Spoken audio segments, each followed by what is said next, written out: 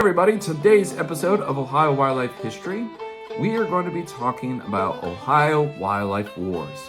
So before I go on, I just do want to mention that the setup's going to be a little bit different. Just for this intro, you'll see this kind of green screen with my face, and then the rest is going to be look a little bit different. So let me know if you like the change, if you want me to kind of keep it that style, or just keep where you see my face or the green screen the whole time. Let me know in the comments below. I'm very curious, so let's dig in. So you might be asking yourself, why did we declare war on wildlife? So we have to remember that Ohio in pre-settlement times was a vast wilderness area full of forests and swampland and grasslands. And having those natural areas was great for the indigenous people that were living there, of course the local wildlife that was living there. But of course, as the settlers were starting to expand, they came into Ohio and wanted to make it their own. And because of that, they had to destroy a lot of that natural landscape, as we mentioned before, and convert it into their image for agriculture and also development, making the towns and cities that we know today in the state of Ohio. Now, because of that landscape change, of course, that's going to be affecting a lot of wildlife. And they have to either do two things. They either have to learn to adapt, or they either have to move on, or unfortunately, yes, they may have to die or pass on. But a lot of these wildlife are strong. They want to adapt into this new world that the settlers have transformed. And because of that, we basically started the war on our local wildlife. And of course, our wildlife wanted to fight back. Now we're going to be talking about the Squirrel Wars here in the state of Ohio. So you probably first thought we were probably going to start with predators, large predators. But yeah, you probably weren't thinking much about squirrels. But yeah, we really didn't like squirrels, and when we're talking about squirrels, we're definitely talking about the gray squirrel. And one of the big reasons why we didn't like them, because they were damaging our crops. And there were actually in some reports in Ohio in the past about squirrels attacking people. There was one incident in 1822. There was squirrels that would swarm a person, cut the clothing off of a person and with their teeth just to get a piece of corn. Now we have to remember again, prior to the settlement times, that that Ohio was mostly forested. Those squirrels were taking advantage of the trees for habitat, but also for food. And like we talked about, when the settlers came in and destroyed that natural landscape, these squirrels had to learn to adapt. So they learned that our agricultural fields would be a good food source. We hated gray squirrels so much that in 1807, certain communities passed a squirrel scalp law, which required taxpayers to kill a certain amount of squirrels and turn in their scalps to the county clerk. The range could not exceed more than 100, but it could not be less than 10 scalps.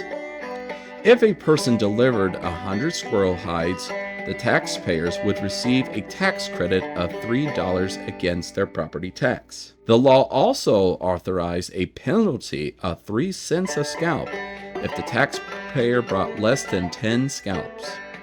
This squirrel scalp law had little effect on the squirrel population. In 1822, one of the largest squirrel hunts took place in Franklin County. The county was divided into 2 districts, and a barrel of whiskey was rewarded to the district producing the most squirrel scalps. The Columbus Gazette reported almost 20,000 scalps that were turned in. Now we're going to talk about the Rattlesnake Wars. Certain communities were having rattlesnake problems, and because they were too abundant, and obviously being a potential dangerous animal, obviously they didn't want them around.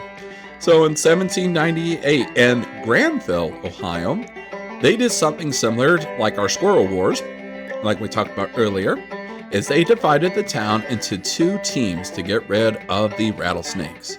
The losing side had to provide several gallons of whiskey.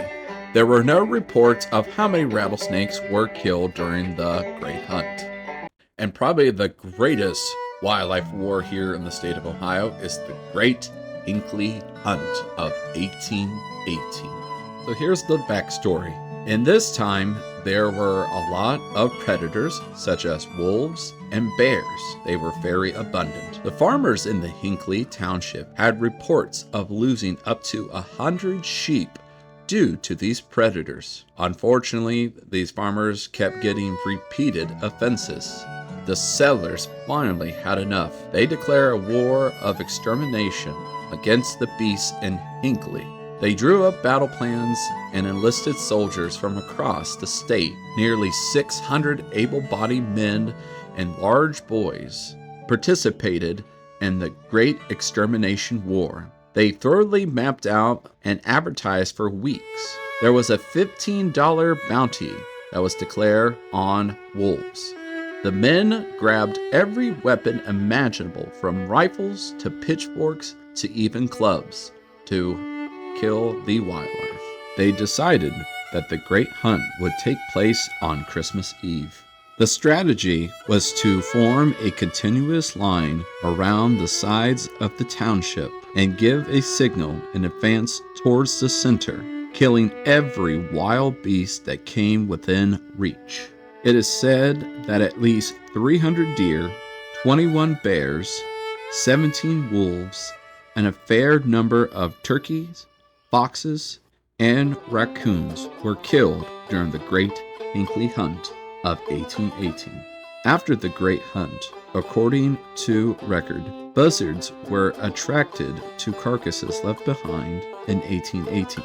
They roost in ledges of the township and returned every March in a spring pilgrimage. To this day, buzzards remain the proud symbol of Hinckley, Ohio.